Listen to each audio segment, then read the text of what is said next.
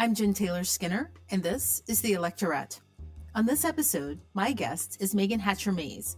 Meagan is the Director of Democracy Policy at Indivisible, and she's here to discuss the Supreme Court. And there's a lot to discuss. Meagan gives an analysis of all the decisions made over the past several weeks, including the Dobbs decision to overturn Roe v. Wade. We also talk about some of the cases that are forthcoming, and it's not great.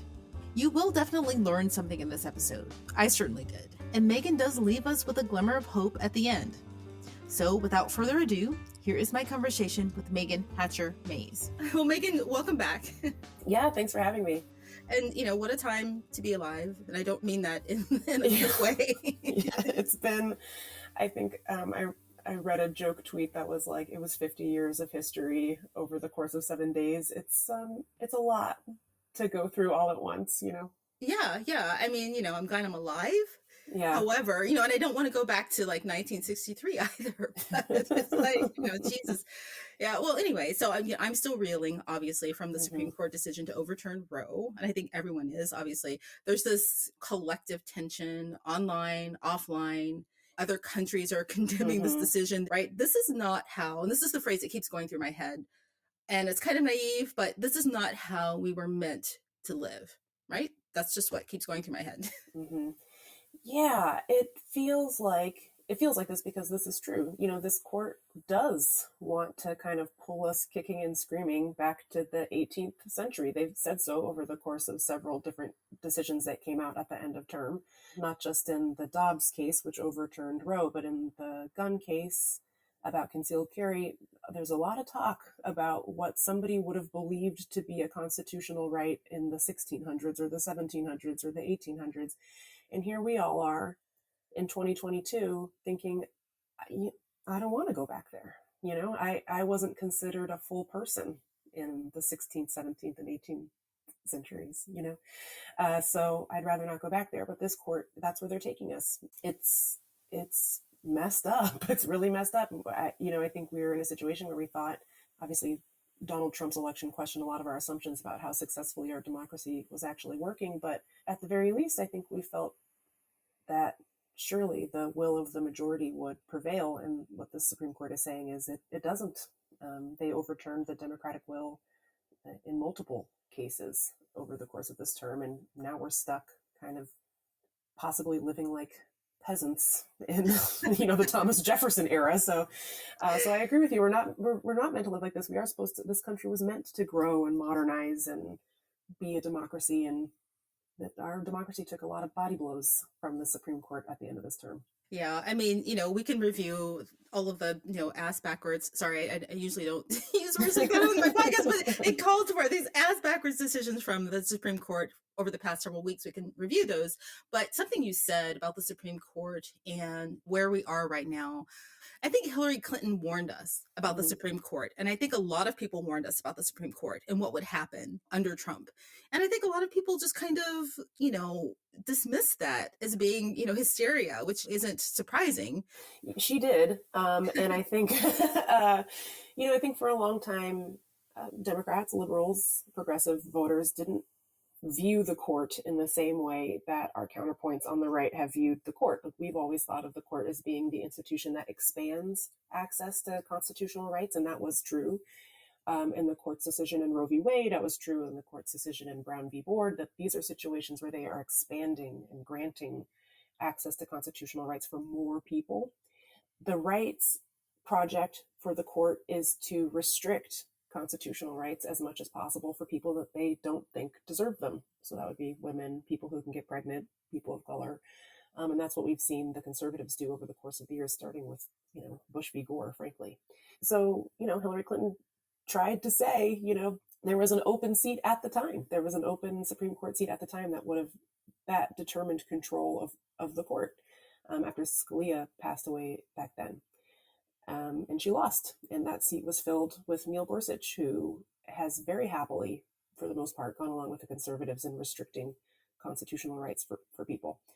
Back in 2018, when Brett Kavanaugh was nominated, a lot of people, myself included, and probably you, were really sounding the alarm. Like, this is going to be the death knell. This is the death knell. This is going to be the end of Roe. And a lot of very smart guy pundits were saying, oh, you're overreacting. Roe's not going anywhere. This isn't The Handmaid's Tale. And, 4 years later, here we are. So this is not a situation where I feel particularly good about saying I told you so. But it's really important for people to understand that the role that the court plays in our lives, and the role that they are now playing in our lives, is acting as an extension of the Republican Party. And so that's the danger that we're in. Yeah. So can we go over a few of the things that happened, or the cases that went through the Supreme Court? The one about concealed carry. The Supreme Court, they struck down a New York handgun licensing law. What are the details of that one? Yeah, so that's exactly right, where New York had a law that required you to show cause or a reason why you needed to conceal carry, which was a relatively high bar, because the goal is to have fewer guns on the street, given how this country works. We have a lot of guns in this country. And it was challenged by a local gun rights group who said that it unconstitutionally derived law-abiding gun owners of their Second Amendment rights. The Supreme Court adopted that. Clarence Thomas wrote the majority opinion. He relied on a very warped reading of history to suggest that, if you wanted to pass any sort of gun safety regulation, you needed to find a historical analog for that regulation. So in other words, if you want to pass a gun safety law in the year of 2022, you need to find a version of that law that existed at the time that the Second Amendment was ratified 200 something years ago, 200 plus years ago. And he also said, and I think this is even more egregious, he also said, when the courts decide whether or not a gun safety law is constitutional or not, they cannot take into account whether or not it protects people. Like, does it reduce gun violence? That cannot be part of the analysis, which is unhinged. That's an unhinged thing to say. So not only do we have to abide by whatever the gun safety laws were in the 1700s, we can also not take into account the gun violence epidemic when we want to address it. Not only that, it gets worse.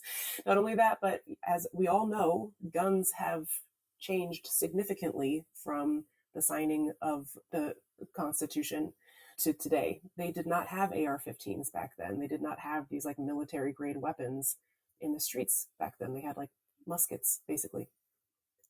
Clarence Thomas says it doesn't matter how modern or new. It doesn't matter whether or not the weapon that you want to ban or regulate existed back then or not. You still have to follow the same rules. So the founders would have their minds blown if they knew these types of weapons were readily available and proliferating on the streets. But given that they didn't exist at the time, you're probably not going to find a historical analog for a gun safety regulation for an AR-15. So all that to say, I know this is very long-winded, but all that to say, the Supreme Court has effectively said, we don't care about the gun violence epidemic in this country. It is better to have as many guns on the street as possible. Doesn't matter whether it saves lives to get them off the street or not.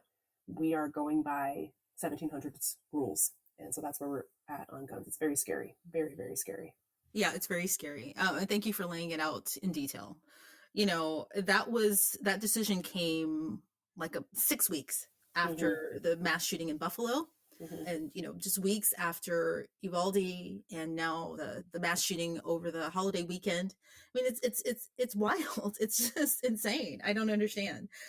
Does this have ramifications beyond New York? Yes, it does. It affects everyone. So if you live in a state that has relatively strict gun safety laws, so I live in DC, it's very difficult to buy a gun here, let alone conceal carry one or open carry one, or it's very difficult to even get one to have in your house, which is good, in my opinion. Those laws are at risk. Those laws can be challenged and probably will be if you live in a state like Washington State or California that has relatively strict, like a blue state that has pretty strict gun safety laws. Very likely all of those will be challenged by the NRA or a local gun, like a local NRA chapter or something will very likely challenge those laws. And I think that courts, given that this new opinion, will have a difficult time upholding any of them unless you can find a historical analog for the gun safety laws that you've passed. Now, this question isn't necessarily directly related to the Supreme Court, but regarding blue states versus red states, right? I mean, in the scope of things, how much does it matter given that this is a national problem? Because you can go to a red state, with their lax gun laws and buy a gun and come to a blue state. Right. I mean, the Buffalo shooter traveled. He traveled across New York State, but he still traveled. There's nothing barring someone from getting a gun somewhere where they can easily get a gun and go somewhere else and, commit a heinous crime. That's right. Again, I live in DC. Almost all of the guns that the police confiscate here that are used in crimes in the district come from Virginia. So almost all of them. So that's very true, that it is a federal problem that requires a federal solution. But again, this Supreme Court case has hamstrung the Congress even from passing federal gun safety laws. I mean, Congress wasn't doing a great job at this anyways, but there is a bipartisan bill that's negotiation happening over a gun safety bill. Some of the stuff that's in there, I think might be at risk given the Supreme Court decision. There's no historical analog, say, for red flag requirements that, people can put a red flag and say, oh, this person shouldn't buy a gun. There's no historical analog for preventing domestic abusers from buying weapons, which is also in this bill. So Congress now is going to have even more difficult time passing gun safety laws given this new Supreme Court opinion. So it applies to the states and to Congress as well. But you're right that you really can't solve the problem unless you're dealing with guns everywhere, especially if you live on the border of a state that has really lax gun laws, Yeah, and speaking of Congress, they literally just passed, some new gun laws following the Uvalde shooting, right? Mm-hmm. And there were people saying this is meaningful to some extent. And then, you had the shooting over the holiday weekend in Illinois. I don't know, that says a lot. Mm-hmm. Yeah, I think that bill was a really good start, but the amount of deaths that we've had in this country since the assault weapons ban lapsed really, I think, tells you what the problem is here. It's the amount of guns and it's the type of guns. I mean, I think I'm sort of loath to do this, but if you compare it to some of the shootings that we've seen overseas, there was a mass shooting at a mall in Copenhagen. The person who did it used a hunting rifle, and that makes a difference. You can save people's lives if they're not using a semi-automatic weapon. The fact that we have those here just increases the death tolls to such an appalling amount. That is part of it too. So I think that, again, I think this bill is a good start, but there's a lot to do, as we've seen, because even after President Biden signed it into law, we still had a grievous mass shooting at a 4th of July parade just a few days later. Right. I mean, I don't want to negate the fact that it was a really good start. It was a good start, but it's a start, obviously, right? It will save lives, but we still have an awful, awful gun problem in this country. Mm-hmm. And speaking of other countries, I've done many, many episodes on how to curb our gun violence problem here in America. And the thing that, my guests keep coming back to is the ubiquity of guns and the easy access to guns in America. That's the thing that differentiates us from other countries, is that we have so many freaking guns. They're everywhere. Mm-hmm. You can, practically, I wouldn't be surprised in 10 years if you can get them from a vending machine. Yeah, well, we already have a situation now where you can download the blueprint to make one if you have a 3D printer. I mean, that's pretty close to just being able to get one out of a vending machine. It's terrifying. And they'll give you one. There's some states or some banks that will give you a free gun if you open a checking account. That's how wild this country is about guns. It's very scary, very scary. And then even scarier, if you can imagine that, and maybe I don't know which is scarier, but there was a decision that the Supreme Court made regarding the EPA, right? Mm-hmm. And their ability to regulate power plant emissions. What was that about? Yes. Another bad one. Yeah. So that case was about, so here we have this agency called the Environmental Protection Agency, and you would think, given the name, that they would have the authority to protect the environment. But the Supreme Court decided at the end of term that their ability to protect the environment is pretty significantly limited, actually. They severely curbed the EPA's authority to regulate clean air carbon emissions. Obviously, a devastating opinion given the climate crisis that we are in currently and the worsening crisis that is on the horizon for all of us. It's very bad. It opens the door for polluters to emit more pollution. And it also raises some questions about agency authority for other agencies. So if the EPA isn't allowed to protect the environment, then is the Department of Labor allowed to protect workers' rights? It sort of opens the door for a lot of challenges to how the federal government as a whole operates. So that's what makes it really scary. It just, it doesn't end there. They have accepted another case that they're going to hear next term about the EPA's ability to administer the Clean Water Act. So they've already gone after the Clean Air Act, and now they're going to go after the Clean Water Act. I don't think the outcome of that case will be good, but that's what we're dealing with this court. They favor the wealthy and corporations, and that's what they did in this case as well. Yeah, I mean, there's a reason to think that it would be good. No, like there's nothing to. There's no reason to think that any of their decisions are going to be good. Right. I mean, are they trying to destroy the EPA? I mean, yes. Okay. Yeah, very, very much so. Yeah, definitely. So the conservative project to take over the courts is about a lot of things. It's about overturning Roe, which they did. It's about expanding the Second Amendment rights, not so much because I think they care really about the rights of gun owners. It's really about ensuring that gun companies can sell as many guns as possible. You really have to believe that somehow the gun companies' profits are at risk to read the Second Amendment in the way that Clarence Thomas has done. So that's what they're about. They're about restricting rights for people as much as possible and expanding rights for corporations as much as possible. That's like the guiding principle of the conservative project to take over the courts. And that's what this court is doing.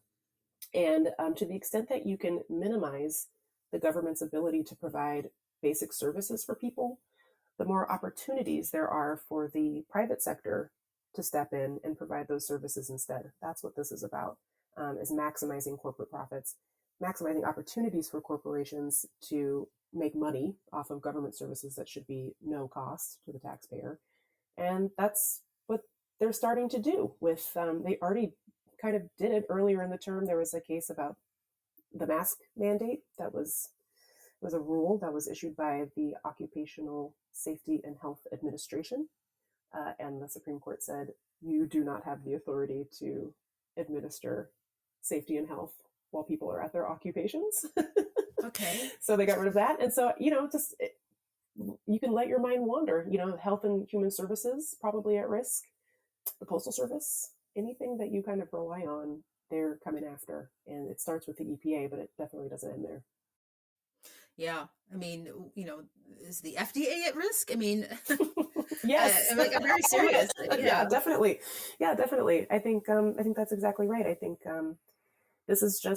this court represents an ideology that is hostile to government. And so anything that they can do to make the government less reliable, maximize corporate profits, that's what they're going to do. So it's definitely not limited to clean air and clean water. That's bad enough. But I think that many other federal agencies are at risk from this court, not just the EPA. Yeah, the irony are, they are government. They're the judicial government. Yeah, that's right. That's right. I don't think they think of themselves that way, but that is true. They are. So regarding upcoming cases, there are a few that are worrying. And there was one, or two rather, regarding affirmative action. Are you familiar with those? Students for fair admissions? Yeah. Yes. Those are some scary cases. There's one involving Harvard, I think, about the use of race-conscious admissions. In other words, that you acknowledge that there are differences in how people are treated based on their race.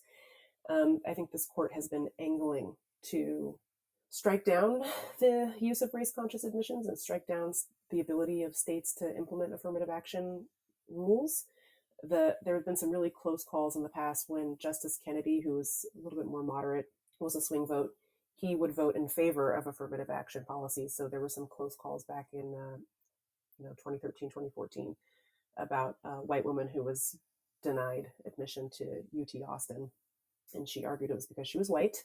So far, affirmative action is allowed, except for K through 12 admissions, thanks to a case called Parents Involved, which is based out of Seattle, by the way. But you can use it in higher education. Kennedy's gone now, and we have a 6-3 conservative majority. So in the past, the Chief Justice John Roberts has written that the way to end discrimination on the basis of race is to stop discriminating on the basis of race. He wrote that in an opinion. He didn't have the votes to make that like the actual law, but I think he does now. So I think that it's not looking good for the use of affirmative action in higher education given these upcoming cases. An additional complication is that because one of them involves Harvard, the new justice, Ketanji Brown Jackson, said in her confirmation hearings that she would likely recuse herself because she's on the board of trustees or some position like that at Harvard. So only 8 of the justices will ultimately be part of the deliberations and decision making for that case. So very likely that this is the end of affirmative action as well. For university admissions, right? For university admissions, yeah. But it could have repercussions beyond that, I would imagine.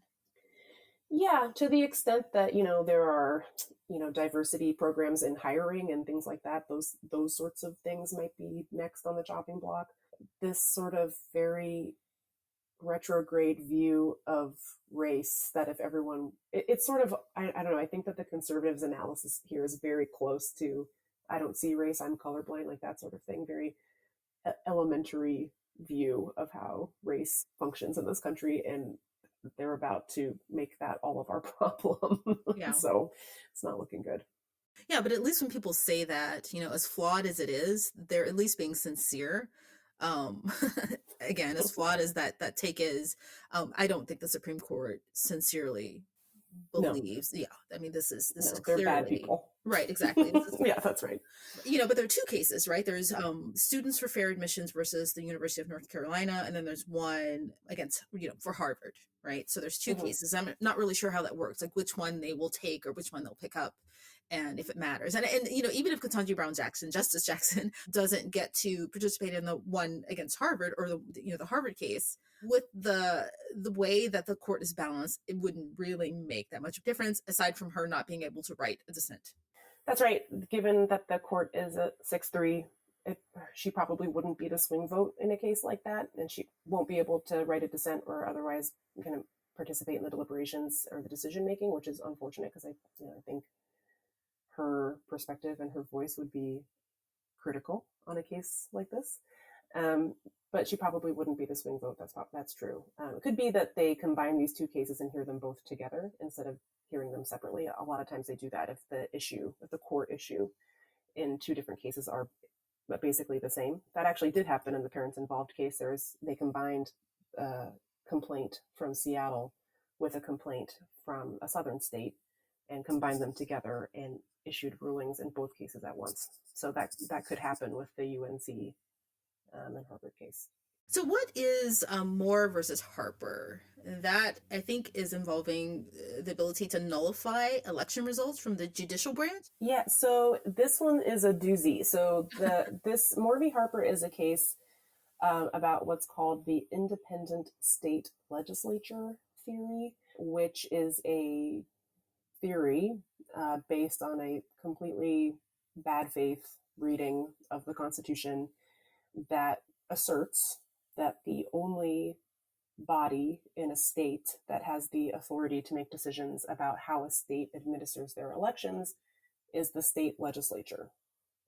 In other words, even if a state legislature passed a series of the most racist, voter suppressive law you've ever seen in your life, the state courts would not have the ability to hear challenges to those laws because only the state legislature would have the power to determine the state's election processes. So you can imagine how that might go in a state that has a severely gerrymandered state legislature that gives a lot of power, not just to Republicans, but to like MAGA loyalists who would be in control of congressional maps, state legislature maps, election processes, polling places, voter registration.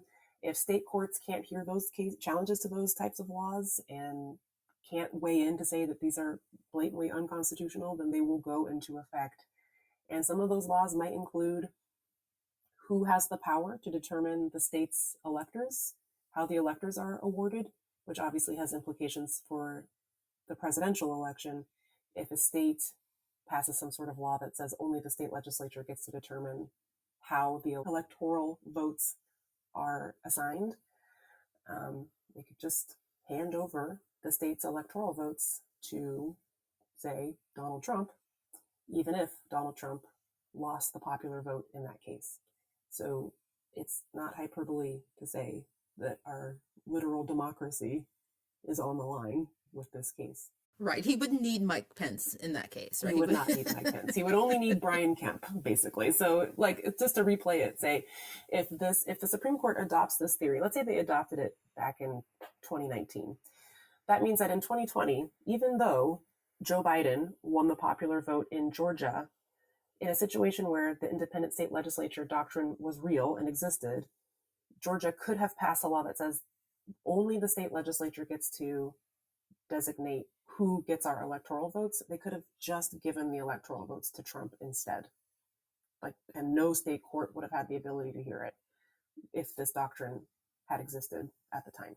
That's what we're dealing with. So he would not need Mike Pence. He would only need friendly state legislatures in 2 or 3 swing states, which he has. He has that. So, oh, geez, sorry. No, I'm sorry. I'm sorry to be the bearer of bad news. This is very scary. And, we know for sure that there are 4 justices currently on the Supreme Court who think that this theory is valid. Yeah. And they have written that. So basically the swing vote in this case is Amy Coney Barrett. That's what we're dealing with. It's very frightening, very terrifying. Yeah. I literally briefly became faint, right? I mean, that's correct. That's the correct reaction. Yeah. So, I was thinking about our conversation and what I would talk to you about last night. I was thinking about this, and I was thinking, over the past several decades, since the Civil Rights Act was passed in 1964, the VRA, the Voting Rights Act in 1965, and Roe in 1973, this country still is very problematic. Even, aside from the cases that have come out of the Supreme Court over the past several weeks, over the past decades, we've slowly been going in a direction away from conservatism, right? With all of these cases, the Civil Rights Act and VRA, it's very, very slow. The progress is very slow, but we have been going in that direction. The Supreme Court, like we talked about in the beginning, they've just undone so much of that progress just in one fell swoop, right? And it feels like they are behaving like a legislative branch rather than a judicial branch. And I don't know how that happens. And I don't know if you can explain that to me and untangle it for me. Where do the cases come from? Who is shaping the country and bringing these cases? It just seems so coordinated. It is. Yeah, it definitely is. It's not a conspiracy theory. That's definitely what's happening. That there are conservative legal groups who bring these cases. There are some higher profile ones, like the Alliance Defending Freedom, those types of groups that bring quote unquote religious freedom cases that, make it easier for companies to discriminate against people based on their religion. Those types of groups, they work in tandem with groups like the Federalist Society, other conservative legal groups. A lot of those groups file what are called amicus briefs with the court, so friend of the court briefs, where they support a certain litigant's position. And they're all interconnected. Those same groups also spend money and support the nomination and confirmation of the conservative justices. So there's some real big questions about conflicts of interest. The same people who are paying for ads to support Supreme Court justices are the same people that are arguing cases in front of those justices. Definitely raises some questions about conflicts of interest. But this has basically been a 50-year project to create this system where there's not only a pretty robust conservative legal environment where even the most untethered from the constitutional types of arguments are made, the Supreme Court will still entertain them. That's, I think, kind of the scariest thing, is that they're helping shape the docket that the Supreme Court will ultimately hear. And that's how we kind of get farther and farther away from the majority will, because they are adopting more and more untethered and kind of unhinged legal theories as law. And then, they go on to become judges and justices. And that's kind of how we end up in this situation. This has been going on for 50 years at least. They really hunkered down after Roe v. Wade in 1973 and started dedicating some conservative firepower to this project. And they succeeded. this year. It's not over by any stretch of the imagination, but they got their big wish in June of this year, and it's all totally connected. And it's also true, the Koch brothers supporting local state attorneys general. State attorneys general have a lot of power to bring cases and bring constitutional challenges in front of the Supreme Court. The more conservative your state attorney general is, the more likely they're going to sign on to a really unhinged Supreme Court argument about like healthcare or immigration or things like that, voting rights. So all of that's all connected, and it got us to this point. And there's nothing even close to this on the left. There's no coordinated effort to train up law students, put them in a pipeline to become progressive judges and then progressive Supreme Court justices. The amount of money that is spent to get conservative justices confirmed to the Supreme Court, tens of millions of dollars, nothing even close to that on the left. So we're outmatched pretty significantly. I mean, I know that Biden has been, appointing new judges at a breakneck pace, right? Lots of progressive judges, women of color, and that used to be something that I, looked forward to, hearing about. And it was something that was, a silver lining.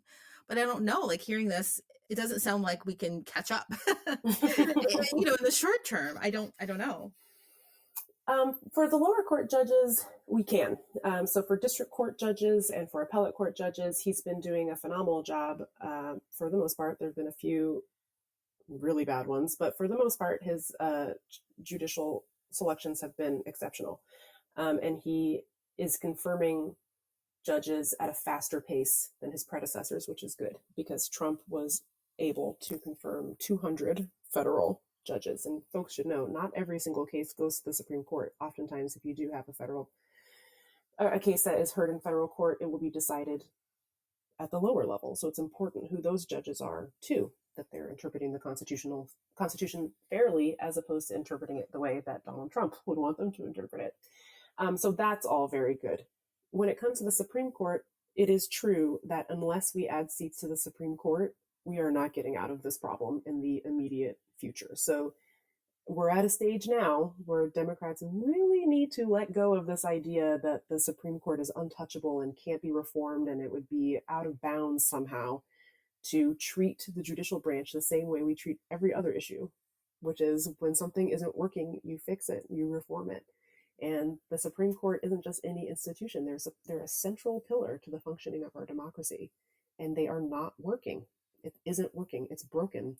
And not only is it not working properly, but they are actively hindering our ability to participate in our own democracy. They are hostile to the American democratic project, little d democratic project.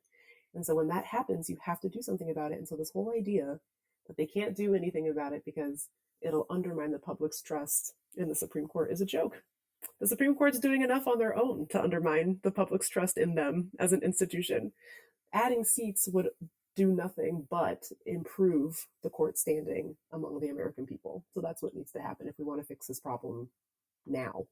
Yeah. I mean, is that the hindrance, though? I mean, I think that, this idea that the Supreme Court is kind of this untouchable institution, is that the hindrance, or is it a lack of true congressional power, right? Because our majority is basically non-existent, right? I mean, let's just say that everyone was willing to add seats to the Supreme Court, right? Everyone was willing, except Joe Manchin, right? I mean,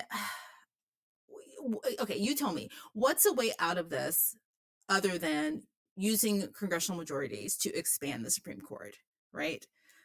I mean, there isn't one. I'm sorry. I'm sorry to say, but there really isn't one. I know it's stressful to hear that because I understand as well as anybody how dysfunctional Congress is too. I do. I understand that. But there is not a situation. The only other option is to wait and see if there are retirements on the Supreme Court that would shift the balance of the court, and hope that when that happens, we have control, Democrats have control of the White House and the Senate. Otherwise, what a gamble, what a gamble. Yeah. Otherwise, we're never going to get a Supreme Court justice confirmed ever again if we have a Democratic president and a Republican controlled Senate. Never going to happen. So look, I know it's difficult because we have Manchin and Sinema problems.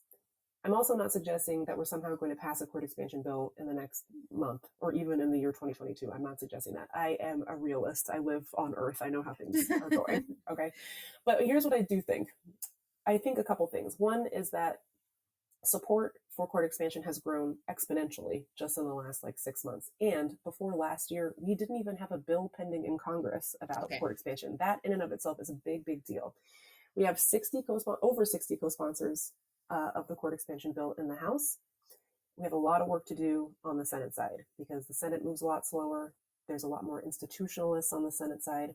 But what we can do is work this issue the same way we worked the filibuster, because that used to be really, the thought of getting rid of it used to be really unpopular too. Now you can't run as a Democrat for Senate if you support keeping the filibuster. We did that. That's what we all did. That came with a lot of work. It took years, 3 to 5 years. But we got there. We got our caucus there on that issue, except for the two fakes. We can do that with court expansion too, but we also need to send better Democrats to the Senate this year and beyond so that we can actually get it done. But it's going to take some work. No righteous fight comes easy. Otherwise we wouldn't have to do it. So it can happen, and it can happen sooner rather than later, but it's not going to happen overnight. We didn't get into this problem overnight, and we're not going to get out of it overnight either. There's this missing piece in this process. And I think, for the upcoming midterms, most of the primaries are over. I didn't hear a lot of people talking about those primary races and whether we were electing people to run during the midterms who wanted to end the filibuster or who wanted to expand the court, right? We often don't think about that collectively when we're selecting people to run during the midterms. Honestly, I don't know how many people who are running for the Senate in the fall support Supreme Court expansion, and that's a problem. So you end up with people like Manchin and Sinema in the Senate. Yeah, well, I still think that the gravity of what the Supreme Court is capable of is still sinking in for a lot of people. And I don't know that it fully did until the end of the term when they issued some of their worst decisions over the course of time. And by then, it is true that I think a lot of primaries had already been decided. But I think that the filibuster was a central question of primary candidates, especially on the Democratic side. Even moderate candidates like Connor Lamb in Pennsylvania came out pretty forcefully in favor of getting rid of the filibuster.